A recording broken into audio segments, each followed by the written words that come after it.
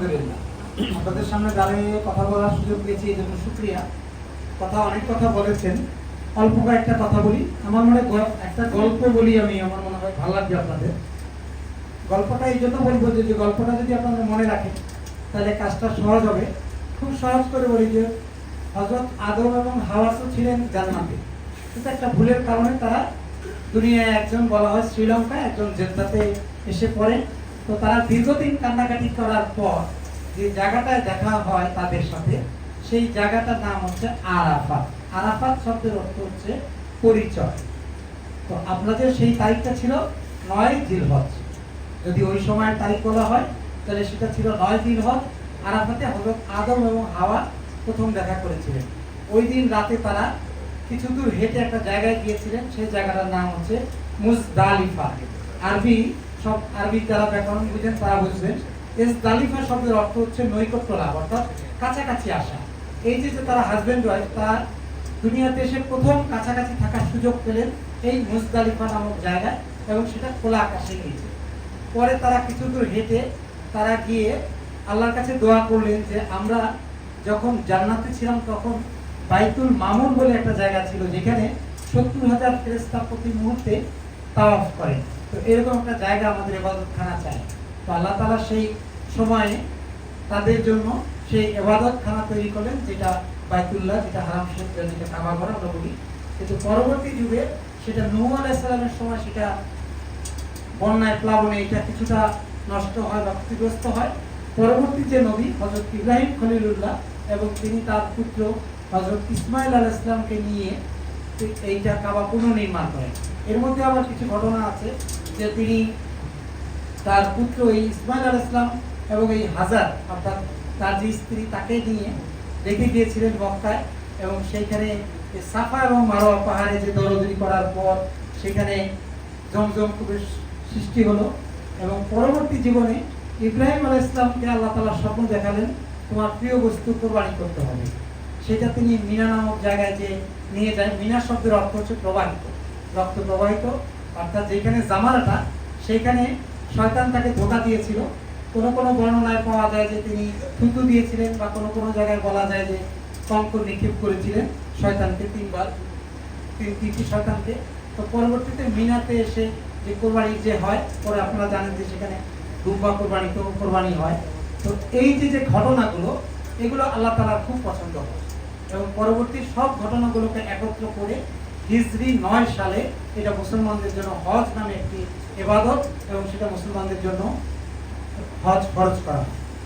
তো এই ছিল হজের একটা প্রাথমিক গল্প। আসলে এটা তো কম বেশি আপনারা জানবেন। এটা বলার উদ্দেশ্য হচ্ছে যে আপনারা যেহেতু হজে যাচ্ছেন, তো সেই ঘটনাগুলো যদি আপনাদের মনে থাকে, যে কথা আমার পূর্ববর্তী বক্তা বলেছেন যে এই জায়গায় তাওয়াফ আমি যে করতে আসছি, যে কাবা, আমি যদি বলি আপনারা এখানে প্রত্যেকেই জ্ঞান হওয়ার পর থেকে আপনারা কখনো পশ্চিম দিকে কখনো পা দিয়ে ঘুমান নাই, পশ্চিম দিকে কখনো পেশাব পায়খানা তো দূরে থাক, ওইদিকে কোনো কিছু করেন নাই। মানে তারপর কেবলাটাকে আপনি এতটাই ভক্তি করেন বা মানেন, তো আপনি সেই কেবলার সামনে যদি আপনারা মানে এটা অন্য প্রসঙ্গ হয়ে যাবে, যে আপনারা সেই দীর্ঘদিনের লালিত জিনিস, আপনি দীর্ঘদিন ধরে, আপনার 40-50 যত বছরই হোক, ততদিন ধরে আপনি নামাজ পড়ছেন, এবং আপনি কেবলার দিকে ফিরে, তো সেই কেবলা আপনার সামনে, অর্থাৎ সেইটা একটা ধরনের আপনার অনুভূতি তৈরি হবে। এবং বলা হয় যে এটা কেবলা, কাবাঘর দেখার মধ্যেও সব, আপনি তো ইবাদত করবেন, সে তো আছেই, যে কাবাঘর আপনি দেখে থাকবেন, সেটার জন্য সব। তো এই একটা বিষয়। আরো একটা বিষয় হয়তো আমি বিক্ষিপ্তভাবে বলবো, যেটা হচ্ছে যে ওখানে অত্যাধিক গরম, আবার রাতে ঠান্ডা, মানে ঠান্ডা গরমের একটা ব্যাপার থাকে। তো কারো হাত পা ফাটে, তো সেই কাজটা করবেন যে আপনারা ভেসলিন বা এই যে পায়ের মোজা যদি পরে যান, সেটা অনেকটা পা ফাটা থেকে দূর হবে। এটা একটা ভালো কাজ। আর এর বাইরে যেটা, আপনারা অনেক দোয়াই হয়তো পড়বেন। এখন আমি বলি যদি আপনারা কি দোয়া মুখস্থ করবেন, আমার কাছে তো লাগে 3টা দোয়া মুখস্থ করলে পুরো হজ করা যায়। তো 1 নম্বর হচ্ছে তালবিয়া, লাব্বাইক আল্লাহুম্মা লাব্বাইক, আপনারা যদি পড়েন তো পড়েন, লাব্বাইক আল্লাহুম্মা লাব্বাইক, লাব্বাইক শারীকা লাকা লাব্বাইক, ইন্নাল হামদা ওয়া নি'মাতা লাক ওয়াল মুলক লা শারীকা লাক। এটা তো তালবিয়া, এটা আপনাকে পড়তেই হবে। আপনি অনেক দোয়া পড়বেন, কোরআন শরীফের সূরা ফাতিহা থেকে নাস পর্যন্ত পড়তেই পারবেন, এবং এর বাইরেও আপনি যে সমস্ত দোয়া জানেন। এবং আরেকটা দোয়ার কথা বলা হয় যেটা রকমের ইয়ামানি থেকে হাজরে আসাদ পর্যন্ত, সেটা কোরআন শরীফের সূরা বাকারার 201 নম্বর আয়াত, রব্বানা আতিনা ফিদ দুনিয়া হাসানাতাও ওয়া আখিরাতি হাসানাতাও ওয়া কিনা আযাবান নার ইয়াদখুলুল জান্নাতা মা'আল আবরার ইয়াজিজুল গাফফার। এই শব্দগুলি হয়তো বাড়তি বলা হয়, কিন্তু এই দোয়াটা আপনি মুখস্থ করবেন। এর বাইরে আরেকটা দোয়া, সেটা খুব শক্তিশালী দোয়া, যেটা হলো আরাফাতের দিন আপনাদের লাগবে, লা ইলাহা ইল্লাল্লাহু ওয়াহদাহু শারীকা লাহু লাহুল মুলক ওয়াল হামদু ওয়া হুয়া আলা কুল্লি শাইইন কাদির। এই তিনটা মোটামুটি। এর বাইরে তো অজস্র যে সমস্ত দোয়া আপনাদের জানা আছে বা জানা নেই বা জেনে নেবেন। আরেকটা যেটা কাজ, হারাম শরীফে, 2 হারাম শরীফে অর্থাৎ কাবা ঘরে বা মদিনাতে যখনই থাকবেন, নামাজ শেষে জানাজা হবে, জানাজাগুলো পড়বেন। কারণ আপনি যদি আরেকজনের জানাজা না পড়েন, আপনার জানাজা কেউ পড়বে না, এটুকু আপনি নিশ্চিত থাকেন। আপনি যদি আজকে অন্য জানাজা ছেড়ে যান, আপনার জানাজা কিন্তু সেই লোক পড়বে না। তো এই জন্য বলছি যে আপনারা যেই ওয়াক্তে যেই সময় জানাজার নামাজটা পাবেন, আপনারা জানাজার নামাজগুলো পড়বেন এবং আপনারা বই দেখে বাংলাদেশ থেকে জানাজার নামাজ নিয়মগুলি জেনে যাবেন। আপনারা জানা যায় যে কোন তাকবীরে কি করতে হয়, কোন সময় কি করতে হয়, এটা আপনারা অন্তত করবেন। এটা হচ্ছে আমার একটা পরামর্শ।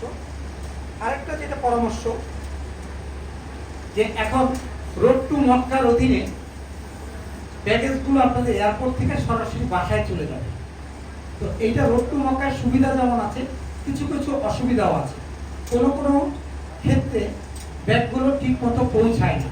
তো সেই জন্য আমার যে পরামর্শ, সেটা হচ্ছে আপনাদের কাপড় জামা যদি হয়, ধরা যাক আপনি 10 সেট কাপড় নেবেন, আপনি 4 সেট কাপড় আপনার হাত ব্যাগে নেবেন, 6 সেট কাপড় আপনার বড় ব্যাগে নেবেন। আপনার 40 দিনের ওষুধ আপনি 20 দিনের ওষুধ হাত ব্যাগে নেবেন, বাকি 20 দিনের ওষুধ বড় ব্যাগে নেবেন। কেন কারণ বলছি, 2-3 দিন 5 দিন 7 দিন যদি আপনার ব্যাগটা কোনো কারণে বড় লাগেজটা আপনার কাছে হারিয়েও যায় বা খুঁজে না পাওয়া যায়, আপনি ওই কদিন চলতে পারবেন। আর আপনারা যেহেতু ঢাকা থেকে এরাম বেঁধেই যাবেন মক্কাতে, তো 1 সেট এরামের কাপড় কিন্তু আপনাদের হাত ব্যাগে থাকবে। কারণ কোনো কারণে সেই এরামের কাপড়টা যদি বদলাতে হয়, তখন আপনি লাগেজে কিন্তু সেটা দিতে পারবেন না। আপনাদের টিকিট, পাসপোর্টের কপি, টিকা সনদের কপি, এগুলোর 1 সেট আপনাদের ব্যাগে রেখে দেবেন এবং আরেক সেট আপনাদের বাড়িতে, বাংলাদেশে আপনাদের পরিবার পরিজন যারা থাকবে তাদের কাছে রেখে যাবেন। কারণ অনেকেই বুঝতে পারেন না হাজি কোন ফ্লাইটে গিয়েছেন, কোথায় আসছেন, এটা আপনাদের পরিবারের সুবিধার জন্য সুবিধা হবে। আপনারা যারা মোবাইলে ইউজ করবেন, তাদের জন্য বলি যে সৌদি আরবে হোয়াটসঅ্যাপে কথা বলা যায় না, অর্থাৎ হোয়াটসঅ্যাপটা বন্ধ থাকে। যারা হোয়াটসঅ্যাপ করেন, সেক্ষেত্রে হোয়াটসঅ্যাপে মেসেজ দিতে পারবেন, কিন্তু কথা বলা যাবে না। সেই জন্য আপনারা অন্য, সেটা হচ্ছে সিগন্যাল নামে যে অ্যাপ আছে, সেটা আপনারা নামাতে পারেন, মেসেঞ্জার নামাতে পারেন, অন্যান্য যদি আপনাদের আরো কোনো অ্যাপ আছে, কিন্তু হোয়াটসঅ্যাপের ক্ষেত্রে কথা বলা, ভয়েসটা দেওয়া যায় না। এইটা সতর্কতা থাকে। আর যতটা সম্ভব যে কাবা ঘরকে কেন্দ্র করে যতটা সেলফি বা যতটা প্রচার কম করা যায়, কারণ এইটা হচ্ছে আপনার লালিত স্বপ্ন। আপনি দীর্ঘদিন আপনার জীবনের সেরা সঞ্চয়টা দিয়ে সেরা সফর করতে যাচ্ছে। আমরা যদি কোনো জায়গায় বেড়াতে যাই, ধরেন কক্সবাজার যাই বা দিল্লি যেকোনো জায়গায় যাই, আমাদের একটা পরিকল্পনা থাকে। আমরা ওখানে গিয়ে এই ট্যুর করব, সাফারি পার্ক দেখবো, এই দেখবো, সেই দেখবো, এই করবো, সেই করবো। আপনি একটা হজের সফরে 40 দিনের জন্য যাচ্ছেন এবং আল্লাহর মেহমান হয়ে আপনার একটা পরিকল্পনা করবেন। আপনারা এখানে মোটামুটি আমার ধারণা মতে সবাই কম বেশি লিখতে পড়তে পারেন। আপনারা একটা ছোট নোটবুক বা একটা ডায়েরি আজকেই বাসায় গিয়ে বানাবেন যে আগামী 1 মাস, আগামী 40 দিন আমি এই ইবাদত করব। এখানে হয়তো একটা কোরআন শরীফ দেওয়া হচ্ছে, আপনারা প্রয়োজনে কোরআন শরীফের 30 খণ্ড যে আলাদা আলাদা পারা, সেইটা নিয়ে পড়েন যে মক্কার সূরাগুলো আমি মক্কায় বসে হারাম শরীফে বসে পড়বো, আমি মদিনায় বসে মদিনার সূরাগুলি পড়বো, কিংবা আমি এই সূরাটা এইভাবে পড়বো। আমার যে আপনার এরকম একটা রুটিন থাকবে। অবশ্যই আপনার সোনা দানা কেনার রুটিন থাকবে, যে আমি 3 ভরি সোনা কিনবো, 4 ভরি গহনা কিনবো, সেটা কিনবেন। কিন্তু পাশাপাশি আপনি অবশ্যই কোরআন পড়ার যে ব্যাপারগুলো, আপনি হাদিসের গুলি পড়েন।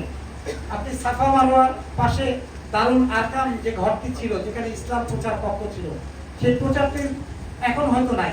কাবা ঘরের আশেপাশে অনেক স্থাপনা ছিল, যেটা হয়তো পরবর্তী কারণে ভেঙে ফেলা হয়েছে। কিন্তু আপনি মনে রাখবেন যে কাবা ঘর এই মাতাফে জনাবে মুহাম্মদ রাসূলুল্লাহ সাল্লাল্লাহু আলাইহি ওয়াসাল্লাম থেকে শুরু করে যত নবী রাসূল এসেছেন এবং অনেকেই সাহাবী তাবেঈনরা হাঁটছেন, আপনার মতো গুনাহগার বান্দা, আমার মতো গুনাহগার বান্দাও সেই মাথা দিয়ে হাঁটছেন, আপনি সেই অনুভূতিগুলি নিজের মধ্যে লালিত করবেন, তবেই সেটা হজ হবে। হজ শুধু নামের আগে আলহাজ বললাম বা আমাকে হাজি বললো 18 বার হজ করেছি এটা বলার জন্য করবো না, তাই না?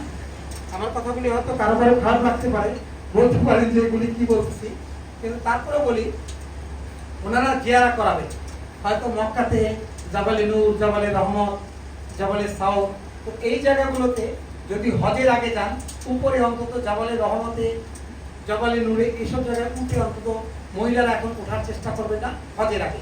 যদি হজের পরে ওঠেন সেটা আপনাদের শরীর স্বাস্থ্যের ব্যাপার, সেইটার কথা ভিন্ন, সেই প্রসঙ্গে যাব না। তো যদি হজের আগে বিষয়গুলো হয় অর্থাৎ আপনি ভারী পরিশ্রম যেটাতে আপনার শরীর খারাপ করবে, রোদে ঘোরার বিষয়গুলো, সেই কাজগুলো পরিহার করবেন। কারণ আরেকটা কথা বলি, সৌদি আরবে বাংলাদেশে আজান হওয়ার পরে কিন্তু 15-20 মিনিট বেশ সময় দেওয়া হয়, কিন্তু আমার অভিজ্ঞতা বলে আজান হওয়ার সাথে সাথে কিন্তু সেখানে 5 মিনিটের মাথায় নামাজে দাঁড়িয়ে যায়। তো আপনারা চেষ্টা করবেন, আপনারা একটা রুটিন করে নেবেন যে আপনারা কোন সময় মসজিদে অন্তত আজান হওয়ার আগে মসজিদে উপস্থিত থাকলে ওই আজানগুলো শুনতেও ভালো লাগবে। আপনারা এতদিন হয়তো টিভিতে বা বিভিন্ন মিডিয়াতে আপনারা তো সৌদি আরবের মক্কা মদিনা আজানগুলো শুনছেন, তো সেই মুয়াজ্জিনের আজানগুলো শুনলেও তো আপনার মনটা ভরে উঠবে।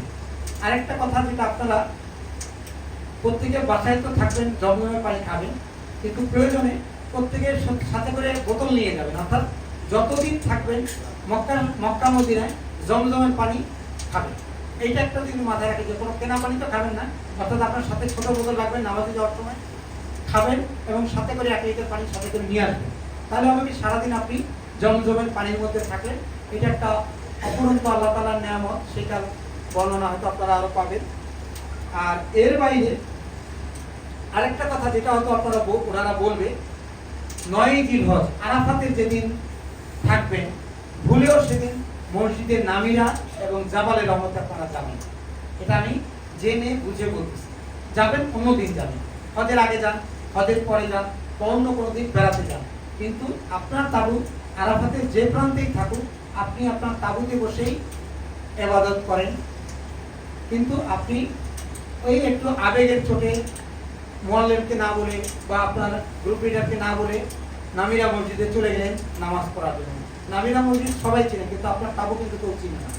অর্থাৎ আপনি নামিরা যদি কাউকে দেখাই দিলে আপনাকে বলবো ওই দিকে নামিরা, আপনি গেলেন হয়তো আবেগে, কিন্তু ফেরার সময় আপনি ফিরতে পারবেন না, আপনি দল ছুটে পড়বেন, আপনার জন্য দলটা মানে আপনাদের পুরো টিম ক্ষতিগ্রস্ত হবে।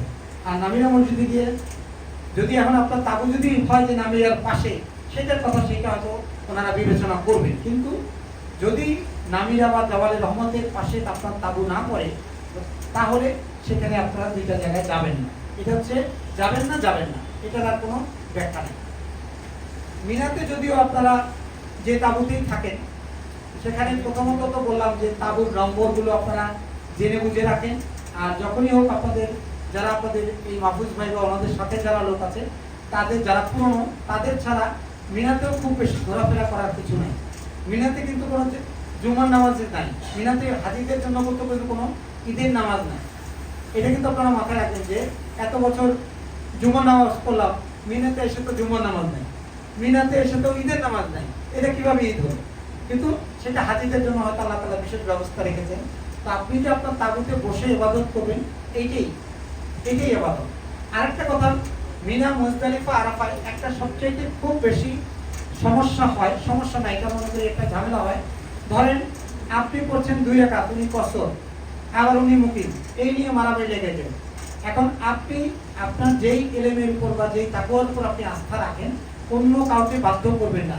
উনি যদি 2 রাকাত করে খুশি থাকেন 2 রাকাত করুন, উনি 4 রাকাত করলে ওনাকে আপনার বলার দরকার নাই, আপনার তো নামাজ হয় নাই, আপনি এই হয়েছে সেই হয়েছে, তাকে দরকার নেই, আপনি আপনার 4 রাকাত দিয়ে থাকেন।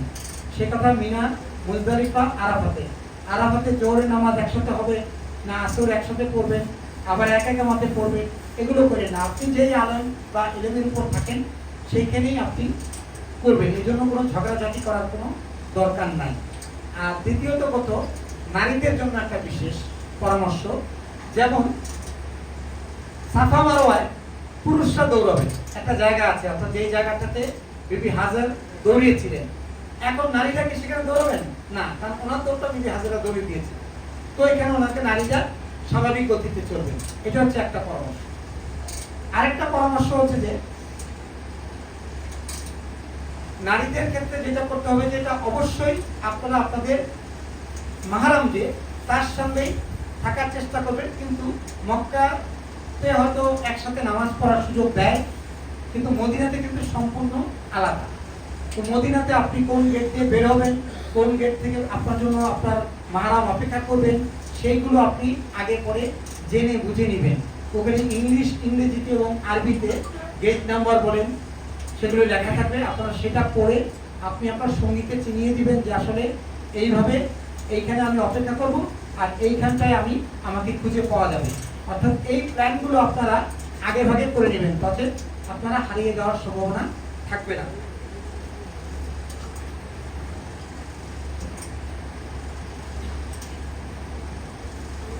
সর্বশেষ যদি বলি, আপনি একটাই দোয়া একটাই যে আল্লাহ আমার জন্য হজকে সহজ করো, এই আপনি শুধু হজের জন্য না, মক্কা মদিনায় যে কোনো জায়গায় আপনি এই একটা দোয়া যদি আপনি করেন, দেখবেন আপনার জীবনের অনেক সমস্যার সমাধান হয়ে যায়।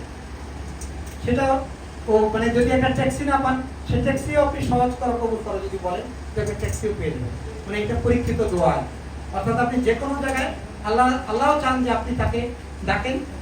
বলা কি হয়েছে, ফাসকুনি অস্কুরি ওয়ালা তাকফুরি, তো আছেই। তো সেইটা না, তো সবকিছু মিলিয়ে আপনাদের বলি যে আপনারা সবাই সবার জন্য দোয়া করবেন। আর আপনাদের যারা সফর সঙ্গী তাদের প্রতি অত্যন্ত সহানুভূতিশীল হবেন। কারণ মিনার দিন মানুষ, মিনা এবং আরাফায় যাওয়ার দিন বোঝা যায় যে আমরা কতটা সহনশীল। কারণ বাসের সিট হচ্ছে, আমাকে সংক্ষেপ করা মনে হয়, আমার সময় শেষ, বুঝতে পারছি। তো শর্টকাট বলি যে মিনা এবং আরাফাতে গিয়ে তখন আমরা কতটা ধৈর্যশীল সেইটা বোঝা যায়। কারণ সিট থেকে 50টা, হাঁটি হচ্ছে 100। এখন অবভিয়াসলি নারীরা এবং বয়োবৃদ্ধরা বসবেন, যারা কিছুটা তুলনামূলকভাবে তরুণ এবং যারা একটু কিছুটা কষ্ট করতে পারেন তারা হয়তো দাঁড়িয়ে যেতে হতে পারে। এটা আমি হতে পারে বলেছি, করতেই হবে, নট নেসেসারি। তো সেই জায়গাগুলোতে একটু আগে নারীদেরকে এবং বয়স্কদেরকে আপনারা অগ্রাধিকার দিবেন সেক্ষেত্রে বসার ক্ষেত্রে। কারণ আপনি অবশ্যই যেতে পারবেন এমন না। তো আপনি একটা হজের সফরে যাচ্ছেন, আল্লাহ তাআলা তো আপনার এই ধৈর্যটাও দেখছেন যে আপনি বাসের সিটে সিট দেন না, আর আপনি আসছেন আমার কাছে রহমত চাইতে, এটাও তো আল্লাহ তাআলা দেখবেন। তো আপনি সেইটা বলছি যে আপনারা